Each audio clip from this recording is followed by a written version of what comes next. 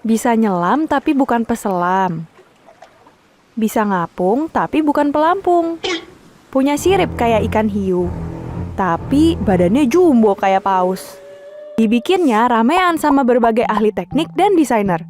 Hebatnya lagi, dia patuh sama semua hukum. Tapi bukan hukum negara sih. Dan di video ini kita bakal bahas 2 di antaranya.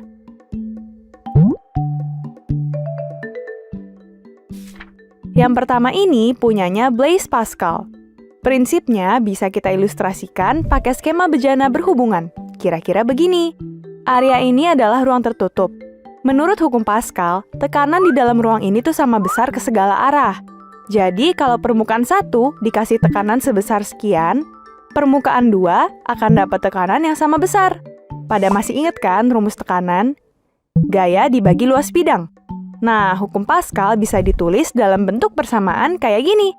Di kehidupan nyata, hukum Pascal jadi prinsip dasar alat-alat hidrolik. Kalau di pelajaran, contoh soalnya begini.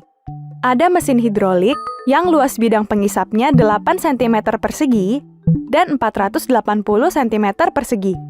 Mesin itu mengangkat mobil yang beratnya 4.200 Newton. Berdasarkan hukum Pascal, berapa besar gaya yang dikasih pengisap 1? Kita tulis dulu persamaan hukum Pascal. Nah, yang mau kita cari adalah F1. Berarti rumusnya kita pindah ruas aja jadi kayak gini. Terus masukin angka-angka yang udah diketahui. Lanjut hitung-hitung. Dan ketemu deh.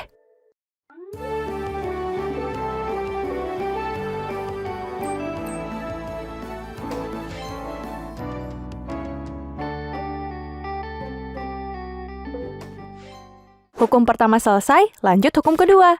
Kali ini punyanya Archimedes.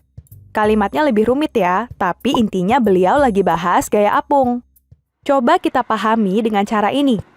Bayangkan kita lagi di gerbong kereta. Terus deretan kursinya hampir penuh. Tapi kita maunya duduk di kursi itu. Ya udah, kita maksa nyempil tuh. Nah, otomatis orang-orang di kursi pada geser kan? Dan begitu udah duduk, pasti kita ngerasa kayak digencet sama kiri kanan kita. Nah, kira-kira sama kayak waktu benda dicelup ke air. Benda itu otomatis ngegeser sekian volume air, dan volume air itu bakal memberi gaya menggencet atau menekan benda ke atas, jadi bendanya ngapung. Dari mana kita bisa tahu besar gaya apung? Kita kalikan volume benda yang tercelup dengan massa jenis air, lalu kalikan percepatan gravitasi. Ada fenomena menarik nih dari hukum Archimedes. Kalian ngerasa nggak sih kalau benda ditaruh di air jadi lebih ringan? Ini karena massa jenis air lebih besar dari udara. Kita udah tahu rumus berat benda sama dengan massa dikali percepatan gravitasi. Tapi kalau ditanyanya berat benda di air, carinya bisa dengan berat benda asli dikurang gaya apung. Contohin pakai soal kali ya. Misal ada kotak kayu bervolume 1000 cm3 lagi ngambang di tengah kolam, dan setengah bagiannya tercelup air yang massa jenisnya 1000 kg per meter kubik. Kalau massa kotak kayu itu 5 kg, berapa berat kotak kayu di air? Seperti yang tadi dibahas, untuk cari berat benda di air, kita perlu tahu berat benda asli dan besar gaya apung. Berat benda asli rumusnya massa kali percepatan gravitasi. Nah, berat bendanya segini. Sekarang cari gaya apung. Di soal dibilang kotak kayunya kecelup setengah bagian. Berarti volume yang tercelup adalah 1000 cm3 bagi 2. Tapi ingat, satuan volume mesti diubah dulu ke meter kubik. Kalau udah, kita tinggal kalikan massa jenis air, percepatan gravitasi, dan volume kotak kayu yang tercelup. Nah, gaya apungnya segini. Final step, tinggal kurangi berat kotak kayu dengan gaya apung. Ketemu deh berat kotak kayu di air. Iya Sobat Sabi, walaupun hukum ini ngebahas gaya apung, benda tetap punya 3 kemungkinan kalau dia dicelup ke air.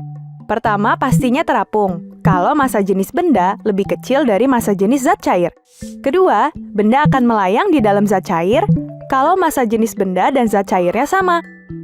Ketiga, benda akan tenggelam kalau massa jenis benda lebih besar dari massa jenis zat cair. Setelah bahas 2 hukum tadi, ketebak dong benda apa yang dibahas di awal video? Dia ini teknologi yang berhasil memadukan hukum Pascal dan Archimedes di lautan.